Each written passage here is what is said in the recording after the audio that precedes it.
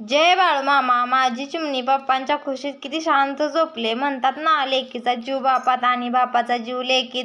ही माझी आजी म्हणजे ज्ञानेश्वरीची पंजी. तिला म्हटलं दे शेंगा नीट करून, तिला पण लावलं कामाला. सकाळची कामाची गडबड, ती शेंगा नीट करते तवर म्हटलं चला भात करू. मग भात शिजाय टाकला तवर चपात्या केल्या. पटपट आवरलं. रानात जायचं आहे कामाला, पण आमची मालकीण 5 मिनिटे बसू देत नाही, पाणी सुद्धा पिऊ देत नाही. आमची मालकीण एवढी बडबडी आहे ना, एवढी बोलते ना, तिला बोलून बोलून तोंड दुखायला लागतं. तर तुम्ही म्हणसाल अशी कशी मालकीण आहे?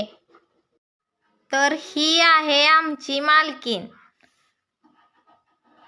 कशी वाटली मालकीण? एवढी आगाऊ झाले ना, काय सांगू. दिवसभर उन्हात असते चिमणी माझी. उन्हाने तोंड एवढंसं करते, पण काय करणार, घरी घ्यायला कोण नाही. पण ती सुद्धा खूप काटक आहे. एवढं ऊन लागतं पण तिला काहीच वाटत नाही. संध्याकाळी गेलो दवाखान्यात. मागच्या व्हिडिओत म्हटलं होतं ना दाढ दुखते, त्याच्यासाठीच गेलो होतो.